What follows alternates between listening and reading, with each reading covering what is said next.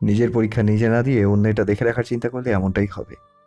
তুই নিজে ভালোমতো প্রস্তুতি নিসনি, এতে ওকে কেন দোষ দিচ্ছিস?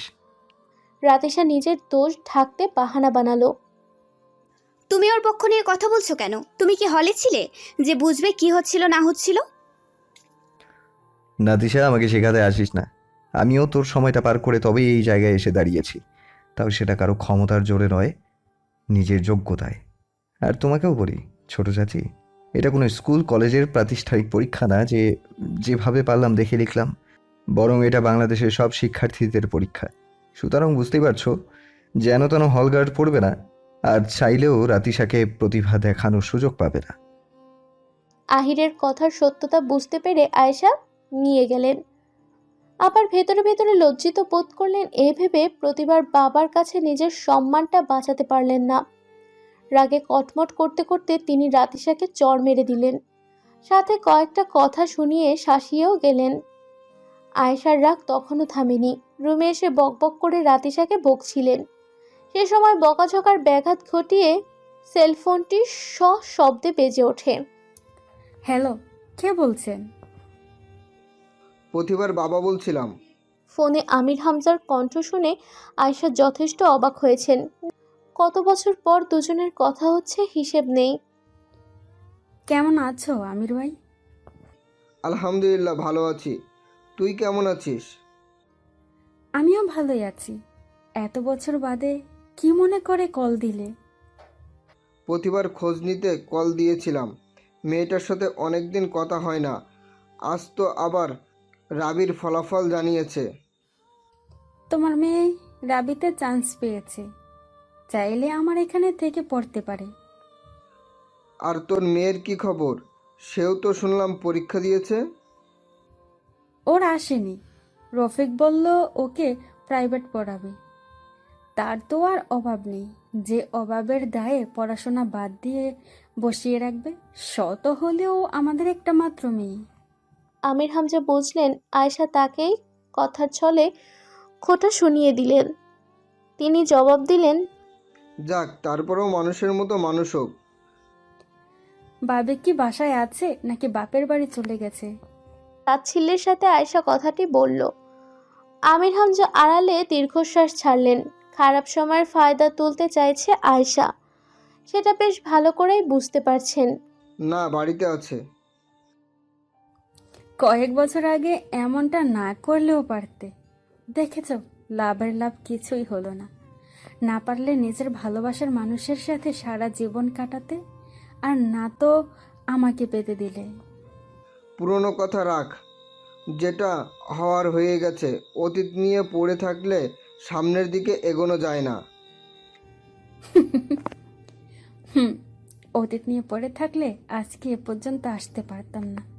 কিন্তু যাই বলো না কেন, তুমি পুনামের যে চোখে প্রেমে পড়েছিলে, সে চোখ দুটো আমি প্রতিবার মাঝে দেখতে পাচ্ছি। আমির হামজা মৃদু হাসলেন, কথার মোড় অন্যদিকে ঘুরিয়ে বললেন, প্রতিবার জন্য একটা পার্সেল পাঠিয়েছি। তোর এই নাম্বারে কল যাবে, পার্সেলটা রিসিভ করিস। গভীর রাত, চোখ জুড়ে ঘুমের লেশ মাত্র নেই। আকাশে পূর্ণিমার চাঁদ জ্বলজ্বল করছে। প্রতিভা গভীর রাতে ছাদের কার্নিশ ধরে দাঁড়িয়ে আছে। পেছন থেকে পুরুষালী কণ্ঠস্বর শুনে চাঁদ দেখা থামিয়ে পেছন ফিরে তাকালো। পেছনের লোকটির চেহারা বোঝা না গেলেও আকার আকৃতি দেখে ধারণা পাওয়া যাচ্ছে কে হতে পারে। এত রাতে না ঘুমিয়ে একা একা ছাদে কি করছেন? প্রতিভা বাসার কারোর সাথে আগ বাড়িয়ে তেমন কথা বলে না। শুধু কেউ কিছু জিজ্ঞেস করলে হ্যাঁ না এর মাধ্যমে জবাব দেয়। এনাকে জবাবে কি বলবে তার ঘুম আসছিল না বিধায় এখানে এসেছে, নাকি কিছু না বলেই সামনে থেকে দৌড়ে নিচে চলে যাবে। আহির নির্লিপ্ত দৃষ্টিতে তাকিয়ে আছে প্রতিভার দিকে। মেয়েটাকে দেখতে ভীষণ সহজ সরল মনে হলেও আসলে ততটাও নয়। শুধু পরিস্থিতির কারণে চুপচাপ থাকে, না হলে অত্যন্ত সাহসী মেয়েরা সর্বদা চুপসে থাকবে সেটা কি করে হয়? প্রতিভাকে চুপ করে দাঁড়িয়ে থাকতে দেখে আহিরের মনে কিঞ্চিত রাগ জমল। গম্ভীর গলায় বলল, কেউ কোনো কথা জিজ্ঞেস করলে সেটার জবাব দিতে হয়, না হলে তাকে ইনসাল্ট করা হয়। এইটুকু কমন সেন্স নিশ্চয়ই আপনার মাঝে আছে। প্রতিবার মনে হলো সামনের লোকটি তাকে উল্টো ইনসাল্ট করে বসেছে। অপরাধীর ন্যায় মাথা নিচু করে অবস্থায় বলল, ঘুম আসছিল না আর ঘরে একা একা ভালোও লাগছিল না সেজন্য। তাই ছাদে এসেছেন? এই ছোট্ট কথাটা বলতে এত টাইম লাগার কথা না। পরের বার থেকে রাত করে ছাদে আসবেন না। আসতে হলে কাউকে সাথে করে নিয়ে আসবেন। প্রতিবার কৌতূহল জন্মালো, জানতে ইচ্ছে হলো একা আসলে কি হবে। তারপর দমে গেল। ভদ্রলোক এমনিতেই গম্ভীর স্বভাবের, পারে না এত রাতে কয়েকটা কড়া কথা শুনিয়ে দেয়। আজ সারাদিন এমনিতেই তাকে অনেক ঝামেলার সম্মুখীন হতে হয়েছে, নতুন করে কারোর কাছ থেকে আর কোনো কটু কথা শুনতে ইচ্ছে হলো না। প্রতিভা আহিরকে পাশ কাটিয়ে চলে যাওয়ার সময় হঠাৎ এক পায়ের সাথে অন্য পা পেরিয়ে পড়ে যায়। ভাগ্যক্রমে আহির পেছন থেকে হাত টেনে ধরে ফেলে। এভাবে আচমকা পড়ে যাবে সেটা আহির এবং প্রতিভা দুজনের কেউই ভাবতে পারেনি। প্রতিভা এমতো অবস্থার জন্য ভীষণ লজ্জিত বোধ করে, তাই এক মুহূর্ত সময় নষ্ট না করে আহিরের সামনে থেকে চলে আসে। আহির প্রচণ্ড রেগে আছে রাতিশার উপর। রাতিশাকে মাঝরাতে ডেকে আনলো ছাদে, কিন্তু এখানে এসে দেখে রাতিশা নেই, বরং তার পরিবর্তে প্রতিভা আগে থেকে এসে দাঁড়িয়ে আছে। শুরুতে বুঝতে পারেনি এটা প্রতিভা, পরে বুঝলো রাতিশার ড্রেস আপের সাথে প্রতিভার ড্রেস আপ সম্পূর্ণ আলাদা। কামিজের সাথে সবসময় ওড়না জড়িয়ে পড়তে একমাত্র প্রতিভাকেই দেখা যায়। রাতিশাকে আসতে দেখে আহির অগ্নি দৃষ্টিতে তার দিকে তাকিয়ে থাকে। রাতিশার সেদিকে কোনো ভ্রুক্ষেপ নেই, দাঁতে দাঁত চেপে বলল, আমি অবাক হচ্ছি তোর সাহস দেখে রাতিশা। অবাক হওয়ার কারণটা কি খুলে বলবে ভাইয়া? আমার জানা মতে আমি তো কোনো দোষ করি নাই। প্রতিভার সাথে তখন খারাপ ব্যবহার করেছিলি কেন, যেখানে তারও কোনো দোষ ছিল না? ভাইয়া অনেক সহ্য করেছি তোমার এই ড্রামা। এক ড্রামা তুমি করছো, আরেক ড্রামা সে করছে। এমনভাবে থাকে যেন সে কিছুই জানে না।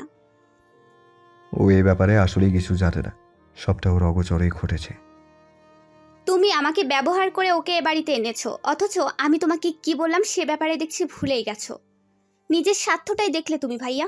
তুমি কি বুঝতে পারছো আমার ব্যাপারটা একবার জানাজানি হলে কি হবে? আহির ধমকের স্বরে বলল, এসব করার আগে মনে ছিল না তোর? আগেও কয়েকবার সাবধান করেছিলাম, শুনিসনি। আর কি বললি, তোকে ব্যবহার করেছি? তোর কি মনে হয় আহির তোর মতো এক পুচকের দয়ার অপেক্ষায় থাকে? তুই আমার কাছে একটা অপশন ছিলি মাত্র, না হলে অন্য অনেক উপায় ছিল তাকে এখানে আনার। এসব আজগুবি চিন্তা ভাবনা বাদ দিয়ে নিজের কথা ভাব। যদি তোর কথা জানাজানি হয়ে যায় তাহলে তোর হাল কি হবে? বলে দ্রুত পা চালিয়ে সেখান থেকে চলে গেল। আজ নিবিড়ের শ্বশুর বাড়িতে সবার দাওয়াত পড়েছে। নিবিড়ের শ্বশুরকে হার্টের অপারেশন করাতে বিদেশে নিয়ে যাওয়া হয়েছিল। নিবিড়ের স্ত্রী নিধিও এতদিন ধরে বাবা মায়ের সাথে বিদেশে অবস্থান করছিল। কাল ভোরের ফ্লাইটে তাকে ঢাকা এবং পরে ঢাকা থেকে রাজশাহী আনা হয়েছে। বাসার সবাই এই বাড়িতে যাবে, আর পুরো বাসায় থাকবে শুধু কয়েকজন কাজের লোক। আয়েশা প্রতিভাকেও বাসায় রেখে যাওয়ার কথা ভাবছে। প্রতিবার ওইখানে গিয়ে কোনো কাজ নেই, তাই সবাই যাওয়ার আগে তাকে রেখে গেছে। ইব্রাহিম সাহেব একবার বলছিলেন যেতে, সে রাজি হয়নি। দুপুরের পরপরই বেরিয়েছে, ফিরতে রাত হবে বলে জানিয়েছে। যাওয়ার আগে নাবিলা এসে প্রতিভাকে বলে গেলেন, আহির হয়তো যাবে না, ও যদি বাসায় আসে তাহলে ওর খাওয়া দাওয়ার ব্যবস্থাটা করে দিও। প্রতিবার সম্মতি জানালে সবাই একসাথে বেরিয়ে পড়ল। রাত 8টার দিকে আহির বাড়ি ফিরে আসে। বাসায় তখন কেউ ছিল না। নাবিলার কথা মতো প্রতিবার সাহস করে আহিরের ঘরে আসে। আহির তখন সবেমাত্র ফ্রেশ হয়ে রুমে এসে বসেছে। দরজার সামনে দাঁড়িয়ে অনুমতি নেওয়ার আগেই আহির বলে উঠল, আসুন, অনুমতি নেওয়ার প্রয়োজন নেই। প্রতিভা আমতা আমতা করে জিজ্ঞেস করলো, ভাইয়া, আপনার কি কিছু লাগবে?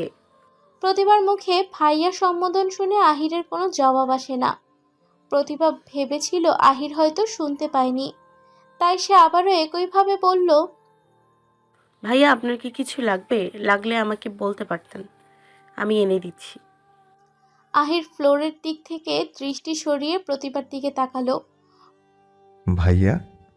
ভ্রকুচকে জিজ্ঞেস করতে প্রতিভার জবাব এলো, রাতিশা তো আপনাকে ভাইয়া বলে ডাকেই, তাই আমারও তো আপনাকে ভাইয়া বলাই উচিত। আহির নিজেই নিজে বিড়বিড় করলো। রাতিজা ভাইয়া বলে তোমাকে ভাইয়া বলতে হবে? এটা কোনো বইয়ে লেখা আছে মেয়ে? কিছু বললেন? কিছু দরকার হলে আমি নিজে গিয়ে নিয়ে আসবো, তুমি যেতে পারো। প্রতিভা রুম থেকে বেরিয়ে যাওয়ার আগে হুট করে আহিরের টেবিলের ওপর নজর পড়তে প্রতিভার চোখজোড়া সেখানেই স্থির হয়ে গেল। টেবিলের অপর সোনালি ব্রেসলেট পড়ে আছে বললে ভুল হবে, বরং সযত্নে রাখা আছে। ব্রেসলেটটিতে ছোট ছোট দুটো বল দিয়ে বানানো হয়েছে, একদম সিম্পলের মধ্যে। আহির প্রতিভার থেকে দুহাত দূরে অবস্থান করেছে, প্রতিভার প্রতিক্রিয়া লক্ষ্য করছে। প্রতিভার মনোযোগ তখনও ব্রেসলেটের ওপর। আহির শান্ত গলায় বলল। ওটাতে এভাবে কি দেখছো? প্রতিভা আহিরকে উদ্দেশ্য করে প্রশ্ন করল। এটা আপনি কোথায় পেয়েছেন? কেন, তোমার কি পছন্দ হয়েছে? হলে নিতে পারো। সেরকম কোনো ব্যাপার না। তাহলে? আহির ভ্রু কুঁচকে তাকিয়ে রইল। আমার একদম এরকম একটা দেখতে ব্রেসলেট ছিল।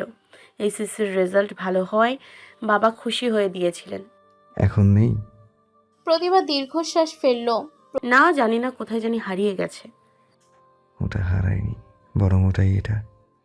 প্রতিভা চলে যাওয়ার পর আহির মনে মনে বলল। প্রেগন্যান্সি কিট হাতে নিয়ে দাঁড়িয়ে আছে রাতিশা। কিটটি দেখে মনে হলো মাথায় যেন সাত আসমান ভেঙে পড়েছে, কারণ এতে স্পষ্ট পজিটিভ দেখাচ্ছে। কয়েক মাস আগে করা ছোট ভুলের মাসুল স্বরূপ এই কাঠির ফলাফল। রাতিশা উদ্বিগ্ন মনে রুমে পায়চারি করছে। তাহলে এবার নিশ্চিত সবার সামনে খোলাসা হয়ে যাবে, কিন্তু তার আগেই তাকে কিছু একটা করতে হবে। নিজেকে নিজে প্রশ্ন করলো। আহির ভাইয়াকে কি এ বিষয়ে জানানো উচিত? না না, এর আগেও জানিয়েছে সে, কিন্তু কোনো লাভ হয়নি। উল্টো প্রতিভা নামক উটকো ঝামেলা এসে জুটেছে। ভাবনা চিন্তা বাদ দিয়ে নিজের সেই প্রেমিককে ফোন লাগালো। ভাগ্য খারাপ, সে ফোন তুলছে না। কয়েকবার চেষ্টা চালিয়ে যাওয়ার পর সফল হলো। হেই বেশব, হোয়াটসঅ্যাপ? তোর হোয়াটসঅ্যাপের গুষ্টিরে কিলাই, রাগ তোর এসব ঢং তামাশা। আরে রেগে আছো কেন? সাধে কি আর রেগে আছি? তুমি এটা বলো, তুমি আমাকে বিয়ে করবে কবে? হোয়াট? বিয়ে? তাও এত তাড়াতাড়ি? Are you gone mad Ratisha? আমার মাথা ঠিকই আছে। দেখো, আমি এত শত বুঝি না। তুমি তোমার বাবা মাকে বলে যত তাড়াতাড়ি সম্ভব আমার বাসায় পাঠাও। দিন আমার এতটাও খারাপ হয়নি রাতিশা যে তোমার মতো মেয়েকে বিয়ে করতে যাব। তাহলে এই বাচ্চার কি হবে শুনি? যখন লোকে জিজ্ঞেস করবে বাচ্চার বাবার পরিচয় কি, তখন কি বলবো আমি?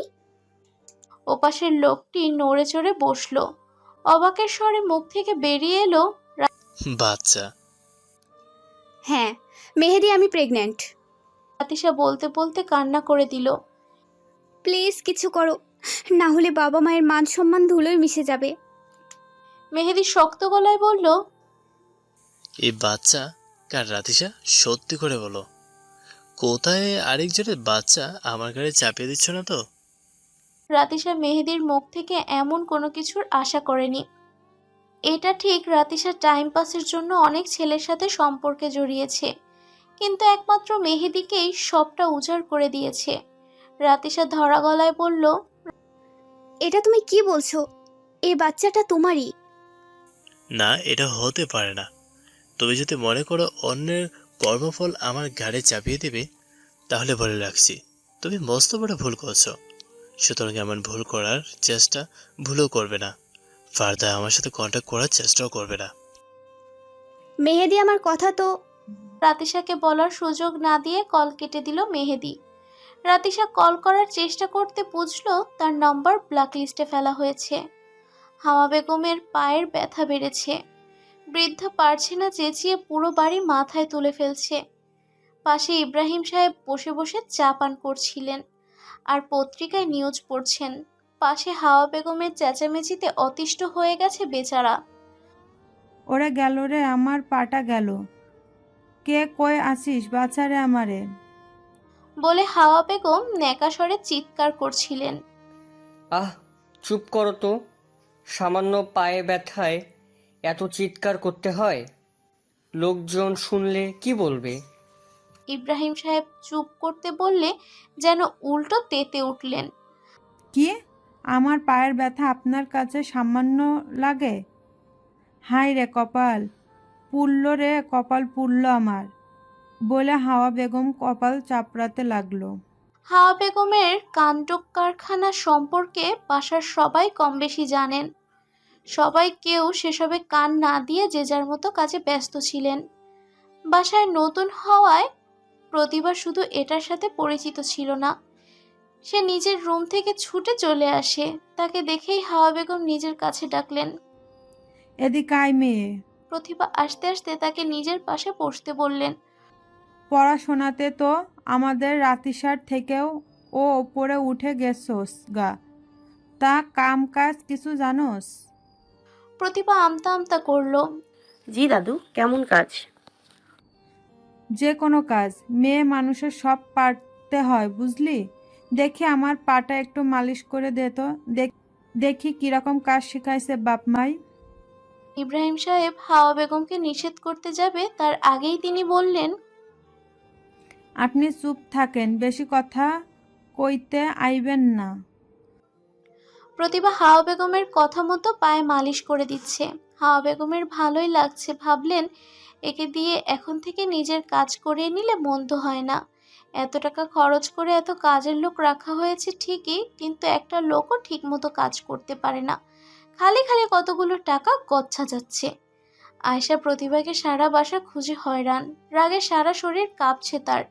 এত করে নিষেধ করলেন যেন তাকে না বলে কোথাও না যায়, তাও শোনেনি। দুদিন বেশ পাখনা গজিয়েছে মেয়েটার, পাখাগুলো ছিটে দিতে হবে। শেষে শ্বশুর শাশুড়ির ঘরের সামনে এসে দাঁড়িয়ে গেলেন। সেখানে এসেছে এটা একবারও বলে আসার প্রয়োজন বোধ করলো না। মনের রাগ মনে পুষে রাখলেন, আপাতত রুমে নিয়ে গিয়ে ধোলাই দেওয়া যাবে। আয়েশা এগিয়ে এসে বললেন, কি রে, তুই এখানে বলে আসবি না? ততক্ষণে হাওয়া বেগম প্রতিভার মালিশের দৌলতে ঘুমের ঘরে চলে গেলেন। আয়েশার কথাগুলো তার কাঁচা ঘুমখানা ভেঙে গেছে, যার ফলে আয়েশার ওপর রেগে গেলেন। ছোট বৌমা, কতদিন বলছি আমি ঘুমাইলে কথা বলবা না। হাওয়া বেগম যে ঘুমিয়েছিলেন আয়েশা সেটা খেয়াল করেননি। সরি আম্মা, আমি প্রতিভাকে খুঁজছিলাম, পাইনি, তাই বলতে চেয়েছি বলে আসবে না। তোমার ভাইজিকে কেউ নিয়ে যাবে না।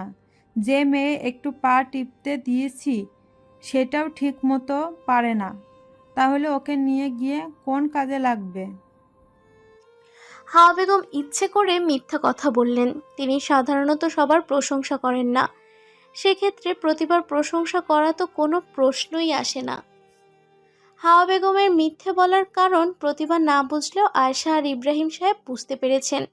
প্রতিভা যদি একা থাকতো তাহলে নির্ঘাত আয়েশা দুটো কোষে চড় মারত। যে বা যারা কাজ করিয়ে অপমান করে তাদের সাথে এত কিসের সময় কাটাতে হবে তোকে? আত্মসম্মান বলতে কিছু নেই তোর? মেহরাবের সাথে কফি শপে বসে আছে আহির। আহিরকে দেখে এ মুহূর্তে মনে হচ্ছে সে বেশ চিন্তিত।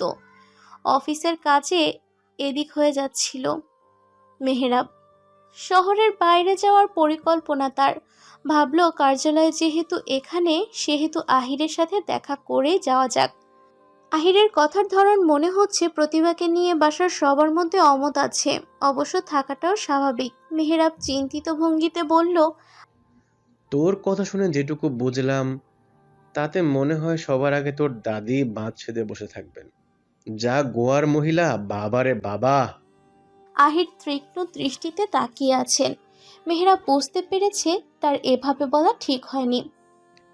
আমার দিকে এভাবে তাকে কি দেখছিস? উনি সেদিনও তো সবার সামনে মেয়েটার সাথে যে বিহেভ করেছে, তাতে আমি কেন?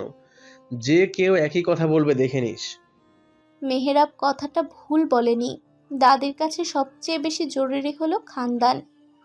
মেয়ে কোন বংশের এটা তিনি বেশি পরোক্ষ করেন। সেদিক থেকে প্রতিবাদের অবস্থান তাদের সমন্বয় বিধায় সে যত ভালো মেয়েই হোক না কেন, মহিলা ঠিক বেঁকে বসবেন। দাদিকে নিয়েই আমার আসল চিন্তা।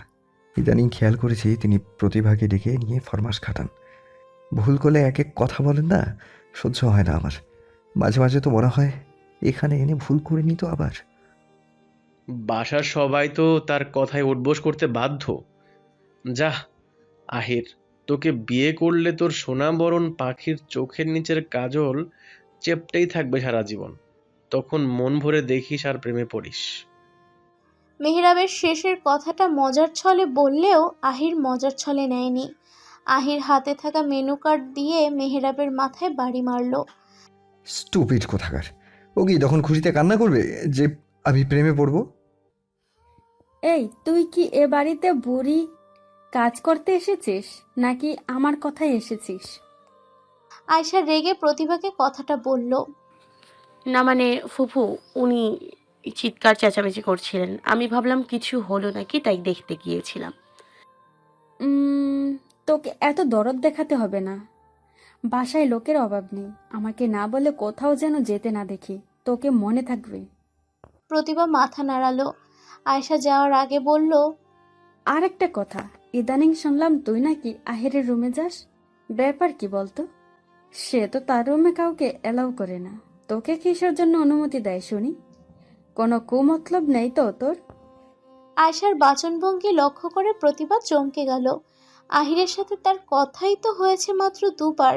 সেদিন আহিরের মা না বললেও তো সে রুমে কখনো যেত না। ফুফু, সেদিন ওনার মা বলেছিল বলে জিজ্ঞেস করতে গিয়েছিলাম, না হলে আমি যেতাম না। মিথ্যে কথার জায়গা পাস না। বুঝলাম রুমে তার মায়ের কথা মতো গেছিস, তাহলে ছাদে দেখা করিস কেন? না আসলে ফুফু, এতদিন ধরে তোকে এত ভালো জানতাম, সহজ সরল মুখের আড়ালে এসব করে বেড়াস, এজন্যই বুঝি তোর বাপ তোকে দূরে পাঠিয়ে দিয়েছে। ফুফু প্লিজ আমার কথাটা একবার শুনুন। তোর কথা কি শুনবো? শোন প্রতিভা, আবারও তোকে সাবধান করে দিচ্ছি, আহিরের ধারে কাছে যাবি না। নাবিলা ভাবি খেয়াল করলে কিন্তু তোর এ বাসাতেও ঠাঁই জুটবে না। কথা শেষ করে আয়শার প্রতিভার হাতে একটা প্যাকেট ধরিয়ে দিয়ে গেলেন। আয়শার কথাগুলো তখনও প্রতিভার কানে ঝক্কার তুলছে। জীবনে এখন পর্যন্ত কোনো ছেলের সাথে ঠিকমতো কথা অবধি তাকে বলতে শোনা যায়নি, অথচ আজ তাকে আয়শা কতগুলো কথা শুনিয়ে গেল। সবার কাছ থেকে লাঞ্ছনা বঞ্চনাই বুঝি তার জন্য ওপরওয়ালা অবশিষ্ট রেখে দিয়েছেন। দুদণ্ড শান্তিও কি তার প্রাপ্য নয়? একসময় কান্না করতে করতে প্রতিভা ঘুমিয়ে পড়ে। আহিরের বাড়ি ফিরতে ফিরতে আজ অনেক রাত হয়ে গেছে। বাসার সবাই ততক্ষণে ঘুমিয়ে পড়েছে। তখন প্রায় 3টে নাগাদ। কেবল নাবিলা ডাইনিং টেবিলে বসে আছে। আহির বাসায় ফিরলে তাকে খাইয়ে তবে তিনি ঘুমোতে যাবেন। আহির ডাইনিং রুম মারিয়ে যেতে নাবিলা ডাক দিলেন। আজ এত দেরি হলো যে তোর বাবা? এত দেরি তো হওয়ার কথা না। ওই একটু কাজে আটকে গেছিলাম মা। তাই বলে বাসায় ফোন দিয়ে জানাবি না? কত চিন্তায় থাকি তোকে নিয়ে, জানিস? ফোনে চার্জ ছিল না, তাছাড়া আমি এখন আর ছোট নই। কতবার বলবো তোমাকে অহেতুক চিন্তা করতে না? আয় খেয়ে নে। সেই কখন খেয়েছিস, নিশ্চয়ই খিদে পেয়েছে। আমি বাইরে থেকে খেয়ে এসেছি মা। যাও তুমি ঘুমিয়ে পড়ো, অনেক রাত হয়েছে। ফার্দার তোমাকে যেন এভাবে টেবিলে বসে ঝিমাতে না দেখি। অনেক তো বয়স হয়েছে, ভালো চাকরিও করছিস, এবার অন্তত বিয়েটা করে ফেল, তাহলেই তো আমাকে আর ঝিমাতে হয় না। আহিরের চোয়াল শক্ত হয়ে গেছে। ইচ্ছে করছে বলতে, প্রতিভা ছাড়া আবার পক্ষে কাউকে গ্রহণ করা সম্ভব না। যদি পারো তাকে রাজি করাও। কিন্তু ইচ্ছেটা মনে চেপে রেখে সেখান থেকে চলে গেল। মাঝরাতে হুট করে উদ্ভট চিন্তা চেপে বসেছে আহিরের। প্রতিভাকে এক ঝলক দেখার চিন্তা তাকে নিষ্প্রাণ করে তুলেছে। প্রতিভাকে দেখার পর থেকে আহির অনেকটা এলোমেলো হয়ে গেছে। প্রতিভার ব্রেসলেটটিকে সযত্নে নিজের সাথে নিয়ে ঘুরে বেড়ায়। হুটহাট তাকে দেখার ইচ্ছা জাগে। আহির নিজেকে নিজে ধমকায়। আহির, পাগল হয়ে গেছিস? মানুষের বয়স দিন দিন বাড়ে, তোরও বেড়েছে। তুই কি টিনেজ লেভেলে আছিস? তাহলে কিসের এত পাগলামি করিস? কিন্তু তাতেও কাজ হয় না। আহির প্রতিভার রুমের সামনে এসে দাঁড়িয়ে পড়ে। দরজাটা একদম খোলা। আহিরের মেজাজ গরম হয়ে গেছে। এত বড় মেয়ের ন্যূনতম কাণ্ডজ্ঞান নেই? এভাবে কেউ দরজা খুলে ঘুমায়? মন চাইলো ঘুম থেকে উঠিয়ে দুটো চড় মেরে 5 আঙ্গুলের চাপ তুলে দিতে। ফাজিল কোথাকার। দাঁতে দাঁত চেপে রইল আহির। আহির প্রতিভার সামনে এসে ফ্লোরে হাঁটু গেড়ে বসে পড়ল। প্রতিভা জড়সড় হয়ে ঘুমাচ্ছে। মুখ দেখে বোঝা যাচ্ছে প্রতিভা কেঁদেছে। গাল বেয়ে পানি গড়িয়ে গলা পর্যন্ত পড়েছে। আহির প্রতিভার গায়ে কাঁথা দিয়ে দিল। একবার ছুঁয়ে দেখবার ইচ্ছে জাগলো, কিন্তু না, সে এভাবে তাকে ছোঁবে না। আগে নিজের জন্য হালাল করে নিক, তারপর না হয় যত ইচ্ছে ছুঁয়ে দেখবে। প্রতিভার দিকে তাকিয়ে রইল। আর কয়েকটা দিন অপেক্ষা করো, ইনশাল্লাহ তোমাকে একবার আমার করে পাই, দেখো এক ফোঁটা পানিও ফেলতে দেব না, প্রমিস। বলে আহির বাসা থেকে উঠে চলে যাওয়ার সময় প্রতিভার ভাঙা কণ্ঠস্বর শুনে সেখানেই থেমে গেল। প্রতিভার খুব সকালে ঘুম ভেঙে গেছে। কাল রাতে তাড়াতাড়ি ঘুমিয়ে পড়েছে বলেই হয়তো ফজর নামাজ শেষ করে বসে কিছু সময় কোরআন তেলাওয়াত করলো। কোরআনে রয়েছে সব সমস্যার সমাধান। তারা আপনার কাছে কোনো সমস্যা উপস্থিত করলেই আমি আপনাকে তার সঠিক জবাব ও সুন্দর ব্যাখ্যা দান করি। হয়তো এজন্যই তেলাওয়াতের পরপর মন মেজাজ ফুরফুরে হয়ে যায়। কাল আয়েশার দেওয়া প্যাকেটটির কথা মনে হতে প্রতিভা প্যাকেটটি খুঁজল। আশ্চর্যজনকভাবে প্যাকেটটি সাথে নিয়েই ঘুমিয়ে পড়ছিল, অথচ পেল টেবিলের উপর। গায়ে কাঁথাটাও দেওয়া ছিল। হয়তো ঘুমের ঘোরেই কখন এসব করেছে কৌতূহলে পড়ে প্যাকেটটি খুলে ফেলল। প্যাকেটটিতে একটি নতুন ফোন ছিল। ফোনটি ওপেন করতে দেখল ওয়ালপেপারে বাবার সাথে তোলা ছবি। ছবিটি প্রতিভার ভীষণ প্রিয়, একবার কলেজের অনুষ্ঠানে তুলেছিল। অ্যাপসে ঢুকে দেখল আগের ফোনে সেভ করে রাখা সবগুলো নম্বরই আছে এতে। আগের ফোনটা ভেঙে গেছিল বলেই হয়তো বাবা নতুন ফোন কিনে তার জন্য পাঠিয়ে দিয়েছেন। এখন থেকে তার কারোর কাছে যেতে হবে না, নিজের ফোন থেকেই বাসায় কন্ট্যাক্ট করতে পারবে। প্রতিভা ফোন হাতে পেয়ে শুরুতে অতি পরিচিত নম্বরে ডায়াল করলো। এ সময় বাবা নিশ্চয়ই ঘুম থেকে উঠে পড়েছেন। তাছাড়া ওনার সকাল সকাল ওঠার অভ্যাসও আছে। আমির হামজা বলল, হ্যালো। বলতে প্রতিভা আবেগে আপ্লুপ্ত হয়ে যায়। চোখের কোণে পানি জমতে শুরু করে। বাবা, আমি প্রতিভা। হ্যাঁ মা, বলো কেমন আছো? প্রতিভার ইচ্ছে করছে বলতে, বাবা, তোমাদের ছাড়া এখানে একদমই ভালো নেই, আমাকে এসে নিয়ে যাও। কিন্তু সেরকম কিছুই বলল না। বাবা, আমি ভালো আছি, তোমরা কেমন আছো? আমরাও ভালো আছি।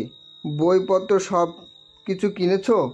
নয়তো তোমার বিকাশ অ্যাকাউন্ট দেখো, আমি টাকা পাঠিয়ে দিয়েছি, সাথে বাড়তি টাকাও দিয়েছি। যা যা লাগে ফুবুকে নিয়ে গিয়ে কিনে নিও, কেমন? আচ্ছা বাবা, আমাকে কি হোস্টেলে রাখা যেত না? কেন মা, তুমি তো জানোই তুমি আমার কাছেও নিরাপদে থাকবে না, তাই তো সেখানে পাঠানো।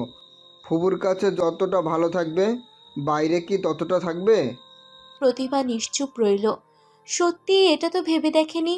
ফুপু তো তাকে কম যত্নাত্তি করছেন না, যেটুকু করছেন এটাই বা কম কিসে। সেদিন যদি এত কিছু না হতো তাহলে নিশ্চয়ই সেও এখানে থাকতো না। প্রতিবার আজকে ভার্সিটির প্রথম দিন অচেনা জায়গায় যাবে, সেজন্য একটু সংকোচে আছে। এদিকে বইপত্র কিছুই কেনা হয়নি, কোথা থেকে কিনবে সেটাও জানে না। আয়েশাকে যে মুখ ফুটে বই কিনে দেওয়ার কথা বলবে সে সাহসটুকুও তার নেই। ডাইনিং টেবিলে সবার সাথে প্রতিভাও নাস্তা করতে বসে কথাগুলো ভাবছিল। একই দিনে রাতিসারও প্রথম ক্লাস হওয়ায় আয়েশা দুজনকেই নিয়েই চিন্তিত। প্রতিভা খাওয়া শেষ করে নড়াচড়া করছিল। নাবিলা দূর থেকে খেয়াল করলেন। নাবিলা এসে প্রতিভার পাশে দাঁড়ালেন। প্রতিভা তাকে তখনও খেয়াল করেনি। কি হলো, খাচ্ছ না কেন? প্রতিভা হচকচিয়ে পিছন ফিরে তাকালো। নাবিলার কথা শুনে সবার মনোযোগ তাদের দিকে গেল। আন্টি কিছু বলেছেন? হ্যাঁ, কখন থেকে দেখছি তুমি খাচ্ছ না। কি খেতে ভালো হয়নি বুঝি? না না আন্টি, সেরকম কোনো ব্যাপার না। আচ্ছা রাখো, এটা খেতে হবে না, অন্য কিছু খাও। আয়েশা হয়তো প্রতিভার মনের অবস্থা আন্দাজ করতে পেরেছেন। বললেন, আসলে আজকে ভার্সিটির প্রথম দিন তো, অপরিচিত জায়গা, তাই বেচারি একটু নার্ভাস। বাবাকে হয়তো মিস করছে। এটা কোনো ব্যাপার হলো? প্রথম দিন মন খারাপ করতে হয় না বাবা, প্রথম দিন খুশি মনে যাও, বুঝলে? আহির, তুই না হয় ওকে একটু নামিয়ে দিয়ে আয়। আহির মনে মনে এটাই চাচ্ছিল, তা সত্ত্বেও মায়ের কাছে প্রকাশ করল না। বরং অবাকের সাথে বলল, আমি? আয়শা প্রতিবার মুখের দিকে তাকিয়ে আছে, প্রতিবার প্রতিক্রিয়া লক্ষ্য করছে, বুঝতে চাইছে আসলেই কি সে আহিরের সাথে যেতে ইচ্ছুক। যদি নিজে থেকে যেতে চায় তাহলে সে বিশ্বাস করতে বাধ্য, সত্যি তার সাথে কিছু তো একটা আছে। মা ছেলের কথার মাঝখানে প্রতিভা বলল, আমি যেতে পারবো, কোনো সমস্যা হবে না। তা কি করে হয়? তুমি তো এখানকার কিছুই ঠিক মতো চিনো না, তাই আহির তোমাকে নিয়ে যাক। আয়শা নিজেও চাচ্ছেন না প্রতিভা আহিরের আশেপাশে থাকুক, তাই বলল, কিন্তু ভাবি, আহিরের তো দেরি হয়ে যাবে।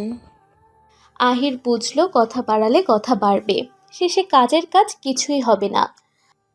মা, আমি বের হচ্ছি, ওকে পাঠিয়ে দাও, না হলে আমার সত্যি সত্যি দেরি হয়ে যাবে। বই খাতা নিশ্চয়ই কিছুই কেনা হয়নি, তাই না? আহির সামনে তাকিয়ে প্রতিভাকে উদ্দেশ্য করে বলল। প্রতিভা মাথা নিচু করে ফেলল, কারণ আসলেই সে বই খাতা এখনো কেনেনি। প্রতিভাকে চুপচাপ বসে থাকতে দেখে যা বোঝার আহির বুঝে ফেলল। দাঁতে দাঁত চেপে আহির বলল, ভেবেছিলাম তুমি মেয়েটা আর যাই হোক পড়াশোনার ব্যাপারে বেশ সিরিয়াস, উল্টো দেখি সব কয়টা একই ক্ষেতের ফসল। একই ক্ষেতের ফসল মানে? প্রতিভার কণ্ঠে কিঞ্চিত রাগ ফুটে উঠল। সব কয়টা পড়াচোর, জীবনে কিছু করার ইচ্ছে আছে বলে মনে হয় না। কারোর সম্পর্কে না জেনে কোনো কথা বলতে হয় না। এত পড়াশুনো করেছেন অথচ এটুকু জানেন না? আহির তীক্ষ্ণ দৃষ্টিতে তাকিয়ে আছে প্রতিভার দিকে। যেখানে সমবয়সী মেয়েরা তার সাথে কথা বলতে দ্বিধাদ্বন্দ্বে জর্জরিত হতো, সেখানে কিনা প্রতিভার মতো হাঁটুর সমান বয়সী মেয়ে তাকে কথা শোনাচ্ছে, ভাবা যায়। নিধির ছোট বোন নীরা এসেছে বাসায়। মেয়েটা দেখতে বেশ সুন্দরী, স্মার্ট বলাও চলে। শত হলেও বড়লোক বাপের বেটি বলে কথা। প্রতিভাকে এক ঝলক দেখে কাউকে কিছু জিজ্ঞেস না করেই কাজের লোক ভেবে বসলো। এই মেয়ে শোনো, যাও তো আমার জন্য ফ্রিজ থেকে ঠান্ডা পানি নিয়ে এসো। প্রতিভা তখন মাত্র ভার্সিটি থেকে বাসায় এসেছে। সারাদিন বাইরে থাকা একটু ক্লান্ত লাগছিল, তবুও ভাবলো বাসার মেহমানের জন্য একটু করাই যায়। নিধি বোনের খোঁজ খবর নিতে এসেছিল। নিধির সাথে সে সময় রাতিশাও এসেছে নীরার সাথে দেখা করতে। নীরার সাথে তার আবার বেশ সখ্যতা। প্রতিভাকে পানি নিয়ে আসতে দেখে জিজ্ঞেস করলো, তুমি এখানে কি করছো? ওকে আমি ডেকেছি, ওখানে দাঁড়িয়ে কি করছো? পানি কি দেবে নাকি ঠান্ডা কমে গেলে তারপর দেবে? নিধি প্রতিভাকে বলল, প্রতিভা তুমি যাও তো, ওর কথায় কিছু মনে করো না। চাচিকেও এই ব্যাপারে কিছু বলতে যেও না, কেমন? প্রতিভা চলে যেতে নীরা অবাক হলো। নিধি মেয়েটার সাথে এভাবে কেন কথা বলছে? কাজের লোকের সাথে কেউ ভালো করে কথা বলে নাকি? কি ব্যাপার, মেয়েটা কে আপু? রাতিশার মামাতো বোন হয়, আমাদের এখানে থেকেই রাবিতেই পড়াশোনা করছে। আচ্ছা এসব ছাড়ো, এটা বলো তোমার দেবর কোথায়? আমি আসার পর তাকে তো একবারও দেখিনি। তার কি আর আগের মতো সময় আছে? তার এখন কত কাজ জানো না? রাতিশা কোনো উদ্দেশ্যে কথাটা বলেছে সেটা তো কেবল সেই জানে। মনে মনে ও বলল, ভাইয়ার পেছনে ঘুরে লাভ নেই। ভাইয়া নিজে এখন অন্যের পেছন পেছন দৌড়াচ্ছে, তোমাকে দেখার সময় আছে নাকি? খারাপ সময় এসে গেছে গো তোমার নিরাপু। সারা দিনের কাজ শেষে ক্লান্তি নিয়ে বাড়ি ফিরেছে আহির। নীরাও আজ সারা দিন আহিরের অপেক্ষায় ছিল। কখন আহির ফিরবে, কখন তাকে এক নজরে দেখবে।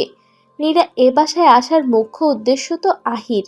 নীরা সুযোগ বুঝে আহিরকে দেখতে পেয়ে তার পেছন এসে দাঁড়িয়েছে, কিন্তু আহির নীরাকে খেয়াল করেনি। হুট করে নীরা পেছন থেকে আষ্টে পিষ্টে জড়িয়ে ধরে আহিরকে। নিবিড় ল্যাপটপে গুরুত্বপূর্ণ ফাইল নিয়ে ঘাটাঘাটি করছিল। নিধি ভেতরে ভেতরে কথাগুলো গুছিয়ে নিচ্ছে, কিভাবে শুরু করবে সেটাই বুঝতে পারছে না। অনেক ভেবেচিন্তে বলল, তুমি কি খুব ব্যস্ত? হ্যাঁ, এই তো একটু বিজি আছি, কিছু বলবে? বলবো বলেই তো জানতে চাইছি, তোমার তো সময়ই হচ্ছে না। নিধির কথা শুনে নিবিড় ল্যাপটপ গুছিয়ে রেখে দিল। তোমার জন্য আমি সবসময় ফ্রি, এবার বলো কি বলবে। নিধি কোনো ভনিতা ছাড়াই সরাসরি বলল, নীরাকে দেখছো? ও আমার ভাইকে কত পছন্দ করে। মা বাবাও চাই নীরার পছন্দ মতো আহিরকে বিয়ে করুক। আহির জানে? নীরা তো বলল, জানো তুমি তোমার বাবা মাকে একটু কনভিন্স করো না নিবিড়। নিবিড় কিছু একটা ভেবে বলল, ঠিক আছে, আমি কাল কথা বলবো। কি করছো এসব? ছাড়ো। আহির ধাক্কা মেরে নীরাকে নিজের কাছ থেকে ছাড়িয়ে নিল। নীরা আহিরের ধাক্কা সামলাতে পারেনি। সে ভেবেছিল আহির এভাবে অভ্যস্ত। কি হয়েছে আহির? এত রিয়াক্ট কেন করছো? তো কিসের আশা করছো তুমি? রাত বিরাতে একটা ছেলের রুমে এসে তার থেকে কিসের আশা করছো? হ্যাঁ, একে তো সে ক্লান্ত, তার উপর নীরার গায়ে পড়ার স্বভাব। আহিরের মেজাজ খারাপ হওয়ার জন্য এতটুকুই যথেষ্ট। আহিরের চেঁচামেচি শুনে বাসার অন্য সবাই চলে এসেছে। সবার আগে ইলিয়াস এবং তার পেছন পেছন নাবিলা বেরিয়ে এলেন। নীরাও সমান তালে আহিরের সাথে উঁচু গলায় কথা বলছে। নাবিলা নীরার আচরণ দেখে রীতিমতো অবাক হচ্ছে। আহির, তুমি এটা করতে পারো না। আমি বারবার তোমার কাছে আসি আর তুমি কেবল প্রত্যাখ্যান করে কি পাও? ভাবি, তোমার বোনকে এখান থেকে নিয়ে যাও। তাকে বলো পরের বার যেন ওকে আমার চোখের সামনে না দেখি। আহির রুমের ভেতর গিয়ে দরজা লাগিয়ে দিল। নিধি নীরাকে টানতে টানতে তার ঘরে নিয়ে এলো। কি করতে গেছিস ওখানে? পাগল হয়ে গেছিস নীরা তুই? হ্যাঁ হ্যাঁ, পাগল হয়ে গেছি। আমি তো ভালোই ভালোই কথা বলতে গেছিলাম, কিন্তু তোমার দেবর সবার সামনে এমন রিয়্যাক্ট করবে কে জানতো? সবার সামনে আমাকে রিজেক্ট করেছে, আমাকে অপমান করেছে সে। নীরা রেগে কথাগুলো বলল। কে বলেছে ও তোকে রিজেক্ট করেছে? আমি নিবিড়ের সাথে এই বিষয়ে কথা বলেছিলাম, তার মাঝে তুই এই কাণ্ড কেন করতে গেছিস? আমি এত শত বুঝি না। আমি কালই এর একটা বিহিত চাই। যেভাবে পারো আহিরকে আমার চাই চাই। রাতিশার ঘুম ভাঙে মায়ের গলার স্বরে। বাসায় এত কিছু হয়ে যাচ্ছে অথচ রাতিশার কোনো খবর নেই। অবশ্য আয়শা নিজেও চান না রাতিশা বড়দের কোনো ব্যাপারে থাকুক। আয়শা রাতিশাকে উঠতে বলে রাতিশার ঘরদোর গোছানোর কাজে হাত লাগাচ্ছিল। হঠাৎ রাতিশার 2 দিন আগের কথা মনে পড়তে ধরফর করে বিছানা ছেড়ে উঠে দাঁড়িয়ে পড়ল। মা কি করো এসব? কি করি মানে? একবার তাকিয়ে দেখতো, তোর ঘরের হাল দেখছিস? কোনো ভদ্র ঘরের মেয়ে এ রুমে থাকে বলে তো মনে হয় না।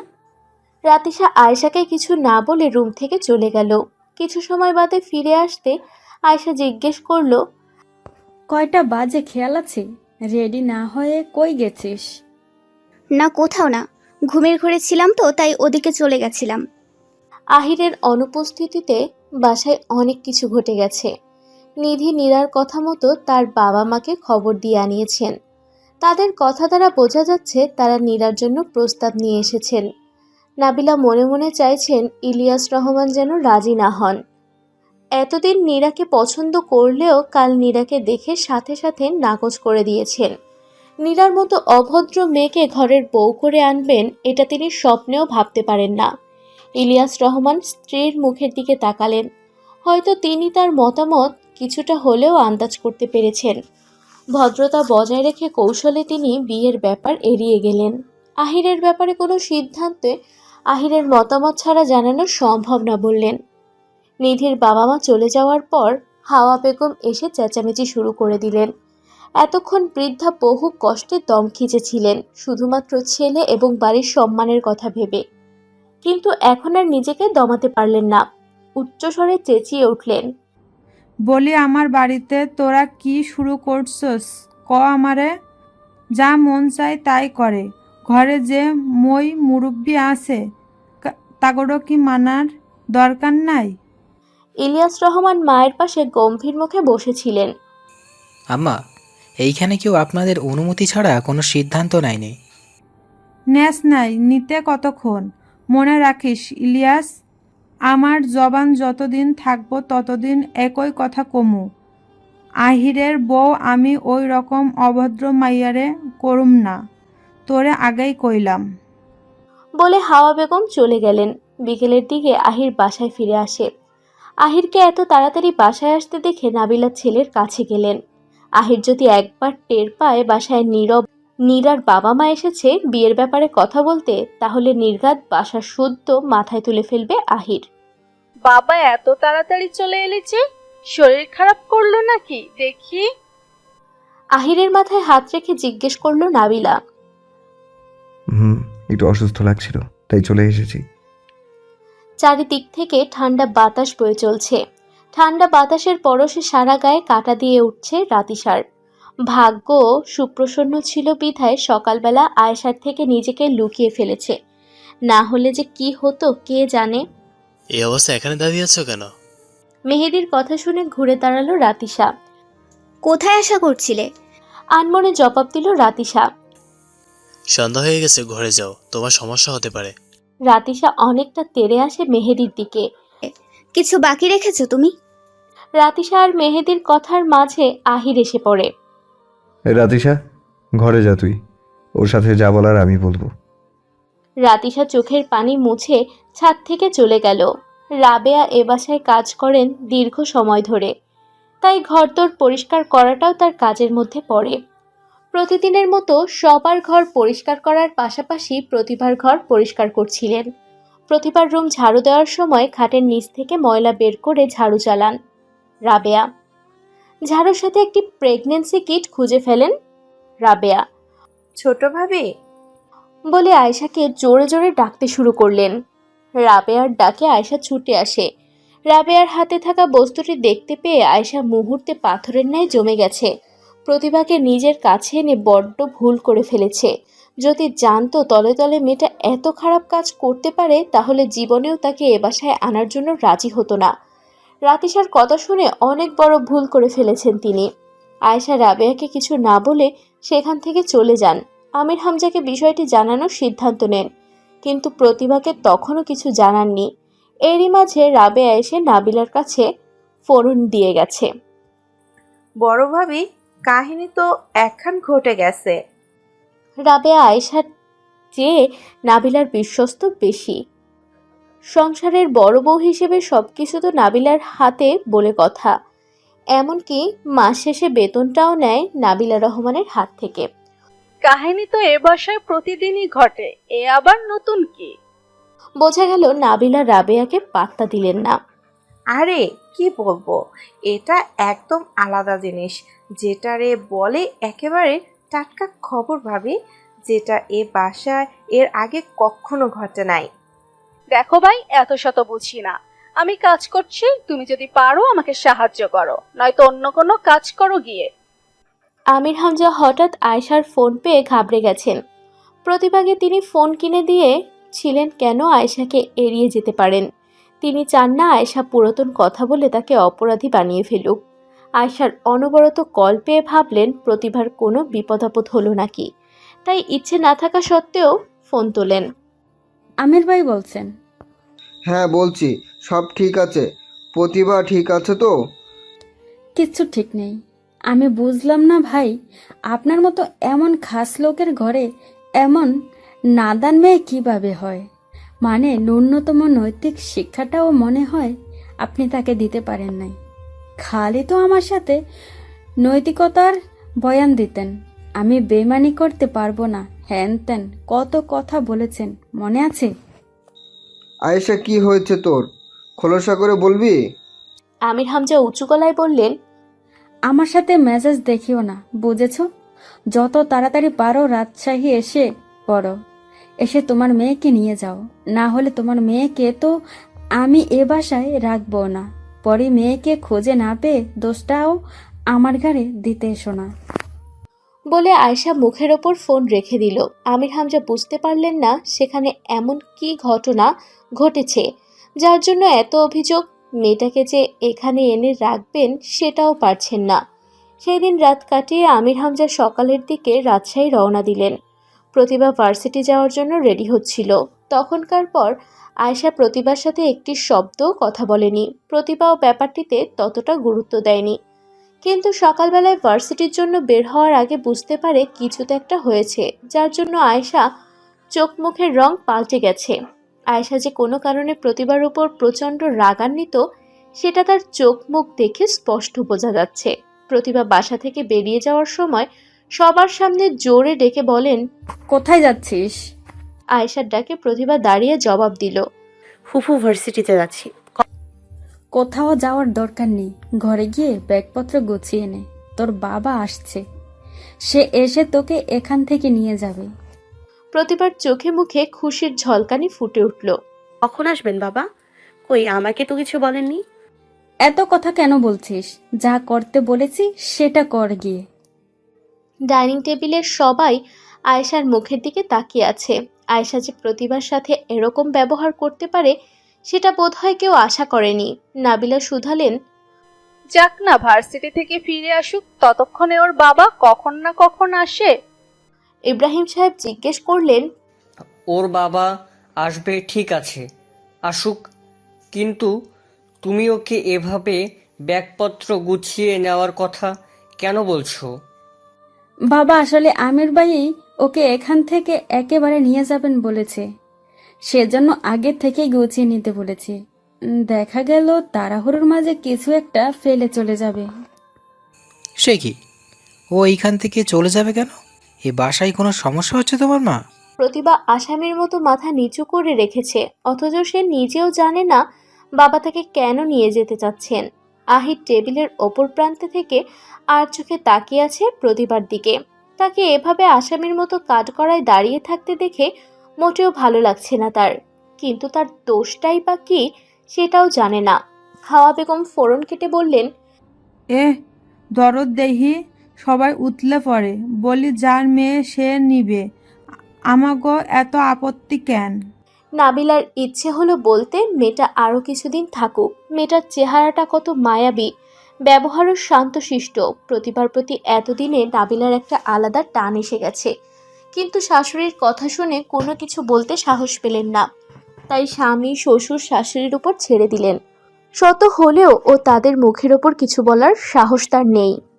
আয়েশা প্রমাণ সমেত আমির হামজার সামনে সবটা তুলে ধরল। পুরনো যত রাগ ক্ষোভ ছিল সব কিছুর প্রতিশোধ নিচ্ছেন যেন আয়েশা। আমির হামজা মাথায় হাত দিয়ে চুপ করে মাটিতে বসে পড়লেন। শেষে মেয়েটাও তার সাথে এভাবে বেইমানি করতে পারল?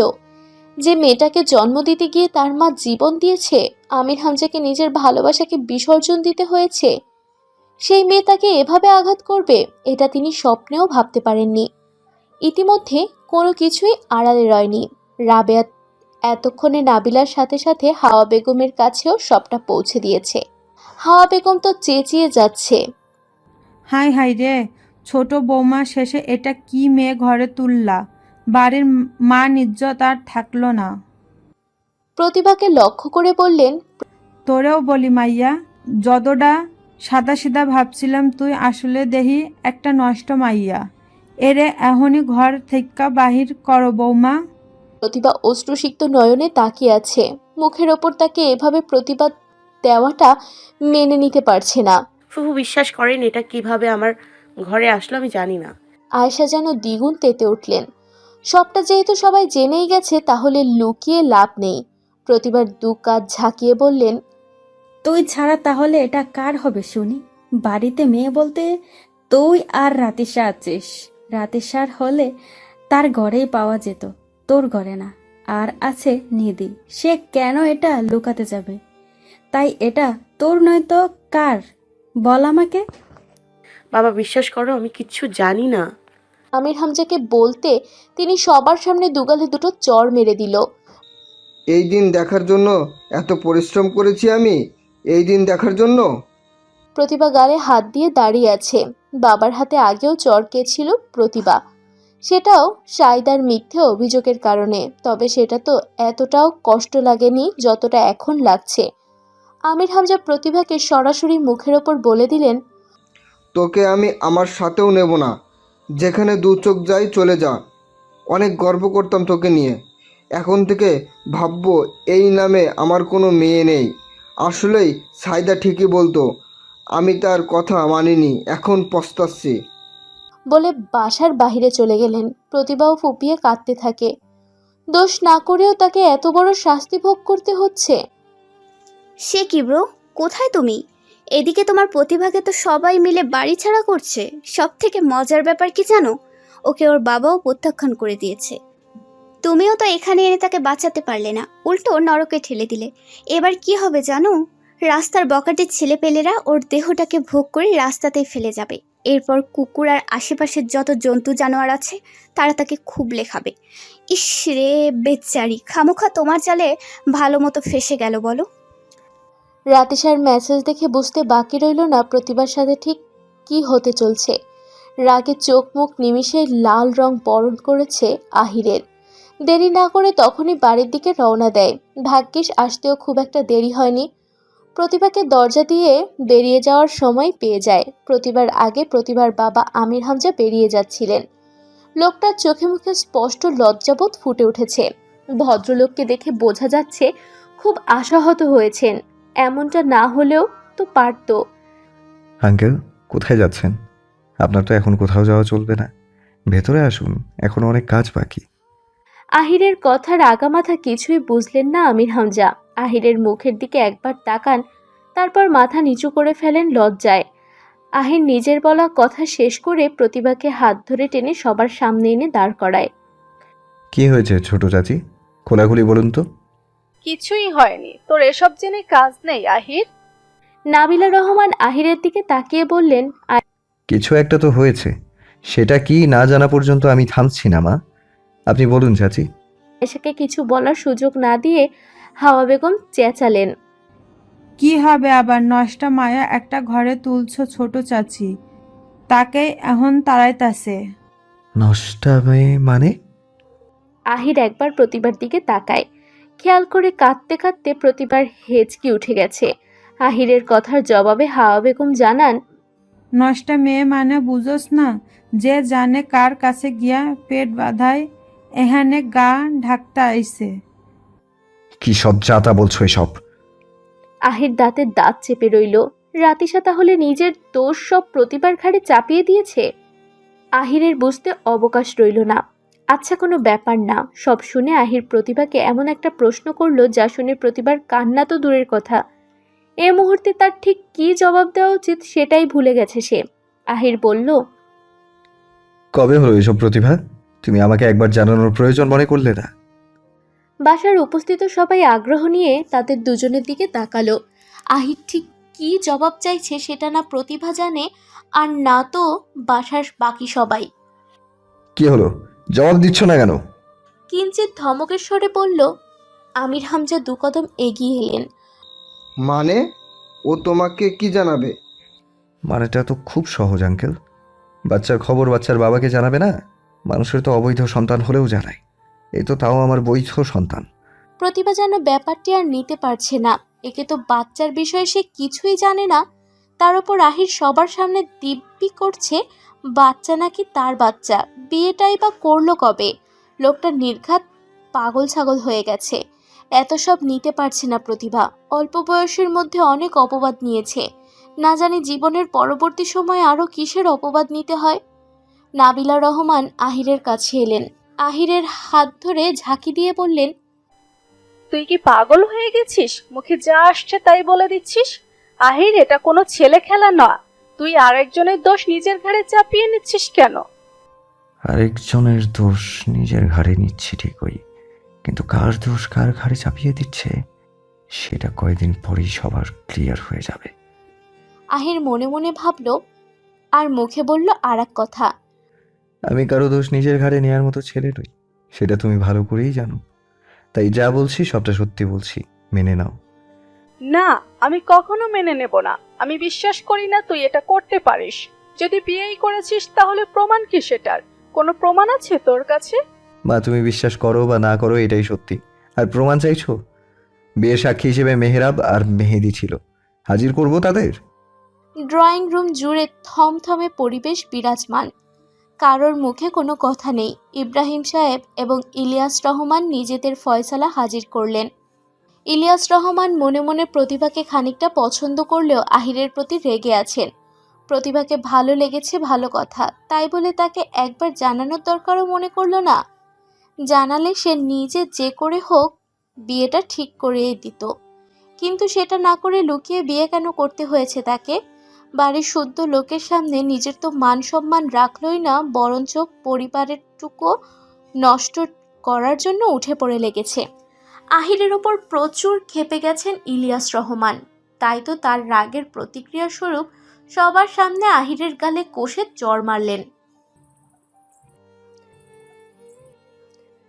ইলিয়াস রহমান কথা বলার সময় রাগে তার সারা শরীর কাঁপছিল। কেউ কোনো কথা বলছে না, একমাত্র ইলিয়াস রহমান বলছেন, এবং বাকি সবাই চুপচাপ দাঁড়িয়ে কথা শুনছে। আমির হামজাকে যেতে দেননি ইলিয়াস রহমান। প্রতিবার বাবা সে, তাই ফয়সালা যা নেওয়ার হবে তাতে এতে থাকতে হবে। ইব্রাহিম সাহেব গম্ভীর গলায় বললেন, যা হওয়ার হয়ে গেছে, এটা নিয়ে এখন আর না ভাবাই উচিত। তার চেয়ে বরং রফিক গিয়ে কাজী সাহেবকে ডেকে নিয়ে আয়, ওদের আমরা আবার বিয়ে দিব। নাবিলা সাথে সাথে আপত্তি জানালেন, আব্বা, এটা আপনি কি সুরাহা জানালেন? এ বিয়ে আমি মানি না। আহির মিথ্যে কথা বলছে। বৌমা, আমি যা সিদ্ধান্ত নিয়েছি সেটা ভেবে চিন্তেই নিয়েছি। এখন দোয়া করো যেন লোক জানাজানি না হয়, না হলে আমার পরিবারের মান সম্মান সব ধুলোয় মিশে যাবে। রফিকুর রহমান দেরি করলেন না, সঙ্গে সঙ্গে কাজী ডাকতে চলে গেলেন। প্রতিবার অমত থাকা সত্ত্বেও তাকে আহিরের সাথে বিয়েতে সম্মতি দিতে হয়। নাবিলা হনহনিয়ে নিজের রুমে চলে যান। বিয়ে শেষে আমির হামজা চলে যাচ্ছিলেন। প্রতিভা তার পেছন পেছন যাচ্ছিল, হয়তো আরেকবার চেষ্টায় সত্যিটা জানাতে, কিন্তু তার আগেই আহির ডেকে আনলো। ওদিকে কোথায় যাচ্ছ? প্রতিভা আহিরকে জবাব দিল না। আমির হামজা পেছনে ফিরতে কান্নাজড়িত কণ্ঠে আকুতি জানালো, বাবা প্লিজ আমাকে নিয়ে যাও, আমি সত্যি কিছু জানি না। আমির হামজা ধমক দিলেন, যার জন্য প্রতিভা মৃদু কেঁপে ওঠে। চুপ, তোর ওই মুখ দিয়ে আমাকে বাবা ডাকবি না। এসব করার আগে বাবার কথা মনে ছিল না? আজকের পর থেকে তোর সাথে আমার কোনো সম্পর্ক নেই, মাথায় ঢুকিয়ে নে। প্রতিভা কোনো জবাব দিতে পারেনি, শুধু শুদ্ধ হয়ে আমির হামজার যাওয়ার পানে চেয়ে থাকে। কিছুই শেষ হয়নি, খেলা তো এখন শুরু হবে। প্রতিভার সাথে যা করেছিস সব অপবাদের দ্বিগুণ অপবাদ ফিরে পাওয়ার জন্য প্রস্তুতি নিন রাতিশা। আহিরের মেসেজে রাতিশার প্রতিক্রিয়া জানা না গেলেও আহিরের মুখে পৈচাসিক হাসি ফুটতে দেখা গেল। আপনি এটা আমার সাথে কেন করলেন? প্রতিভার ধরা গলায় বলল। আহির ফোনের থেকে চোখ সরিয়ে প্রতিভার দিকে মনোযোগ দিল। কি করেছি? আমি আপনার বাচ্চার মা। হ্যাঁ, এই কথাটা উচ্চারণ করতে লজ্জা লাগে না আপনার? প্রতিবার রাগ দেখে অবাক না হওয়ার উপায় নেই। বাইরের সবার কাছে ভিজে বিড়াল হয়েও থাকে, অন্যদিকে আহিরের সামনে আসলে বাঘিনীর রূপ ধারণ করে। হ্যাঁ তো এখানে মিথ্যা বলার কি আছে? মিথ্যা বলার কি আছে মানে? ফাজলামি পেয়েছেন? বাচ্চা এলো কই থেকে? আমি আপনাকে ঠিকমতো চিনি না, জানি না। এই বাসায় আসার আগে কখনো দেখেছি বলেও মনে পড়ে না। তাহলে আপনার সাথে আমার বিয়ের আগে কবে হয়েছে? প্রতিভা অনেকক্ষণ কান্না করায় হেঁচকি উঠে গেছে, যার কারণে তার কথাগুলো ভেঙে ভেঙে আহিরের কানে পৌঁছায়। আগে হয়নি, এখনো হয়েছে। তুমি চাইলে বাচ্চার মাও হয়ে যাবে খুব শীঘ্রই। আহিরের ভাবলেশহীন জবাব এলো। আহিরের আজব কথাবার্তায় প্রতিভা হতভম্ব। লোকটা হায় লাজ সব একেবারে খেয়ে বসে আছে। না হলে এমন তরিকা কথাবার্তা কেউ বলতে পারে? আহির রুম থেকে বেরিয়ে যাওয়ার সময় নিধির সাথে দেখা হয়ে যায়। হাবভাবে বোঝা যাচ্ছিল সে আহিরের রুমেই আসছিল। আহিরকে দেখে মুখ গোমরা অবস্থায় বলল, এমন কাজ না করলেও পারতি আহির। আহির ভ্রু কুঁচকে ভেতরে প্রতিভার দিকে একবার তাকালো। পরবর্তীতে নিধির দিকে তাকিয়ে জিজ্ঞেস করলো, কি কাজ করেছি? তোমার রুচি যে এতটা নিচে সেটা আমার জানা ছিল না। কোথায় আমার বোন আর কোথায় এ? নিধির কণ্ঠে তাচ্ছিল্য প্রকাশ পায়। কি আছে এই মেয়ের? কিসের জন্য এত পাগল পাগল করছো? বাড়ি গাড়ি টাকা পয়সা কোনো কিছুর অভাব নেই আমাদের। এর মতো মিডল ক্লাস একটা মেয়েকে বিয়ে করবে এটা আমি স্বপ্নেও ভাবিনি আহির। প্রতিভা জানালার পাশে দাঁড়িয়ে আছে। নির্বিকার চিত্তে বাহির দৃশ্য দেখা যাচ্ছে। হয়তো আহিরদের কথায় কোনো কিছুই তার কান অবধি পৌঁছায়নি। আহিরের জবাব এলো, আপনি কি ভেবেছেন কি ভাবেননি সেটা আমাকে শোনাতে আসবেন না। তুমি জানো তুমি প্রথম এবং একমাত্র ছেলে যে কিনা নীরাকে রিজেক্ট করেছে। ও যদি জানতে পারে তুমি বিয়ে করেছো, তাও এই মিডল ক্লাস লেভেলের একটা মেয়েকে, যাকে নীরা প্রথম দেখাতে কাজের লোক ভেবেছিল, সে তোমার লাইফ থেকে ওকে সরাতে দুবারও ভাববে না। আপনিও মাথায় ঢুকিয়ে নিন, ওর গায়ে একটা আঁচড়ও আমি রাখতে দেবো না। পাইয়েরই চান্স নীরা যদি প্রতিভার কোনো ক্ষতি করার চেষ্টা করে তাহলে বুঝতে পারছেন আমিও ছেড়ে দেওয়ার লোক না। পুরো খানদানের চ্যাপ্টার সেখানেই ক্লোজ করে দেব। আহিরের মেসেজ পেয়ে ঘাবড়ে গেছে রাতিশা। ভেবেছিল আমি নিজে ফেসে যাওয়ার হলে যাব, কিন্তু একা কেন, তোমাকে নিয়েই ফেসে যাব। যেখানে আমি শান্তিতে নেই সেখানে সব জেনে শুনে তুমি প্রতিভাগে পেয়ে দিব্যি শান্তিতে দিন কাটাবে। তা তো হতে পারে না ভাইয়া। রাতিশার পরিকল্পনাকে মাঝপথে এভাবে ভেস্তে দেবে আহির, সেটা তার কল্পনাতেও ছিল না। প্রতিভাকে আহিরের জীবন থেকে তাড়িয়ে নিজের সবটা স্বীকার করে নেবে, কিন্তু ফলাফলস্বরূপ কাহিনী ঘটেছে ঠিক তার উল্টোটা। প্রতিভা তো যায়নি, বরং আহির বিয়ে করে সারা জীবনের জন্য এ বাসায় খুঁটি গাড়িয়ে বসেছে। খাবার মুখে নিতে টেবিল ছেড়ে উঠে দৌড়ে লাগালো রাতিশা। আয়শা রাতিশার চলে যাওয়ায় তার পেছন পেছন গেল। রাতিশা ভেতরের দিকে ওয়াশরুমে গিয়ে গড় গড় করে বমি করে দিল। আয়শা চোখে মুখে পানি দিয়ে আসতে বলে ডাইনিং রুমের দিকে চলে এলেন। রাতিশা ঠিক আহিরের বিপরীত দিকে বসেছে। আহিরের দৃষ্টি লক্ষ্য করে রাতিশা মাথা নিচু করে ফেলল। তা দেখে আহির আয়শাকে উদ্দেশ্য করে বলল,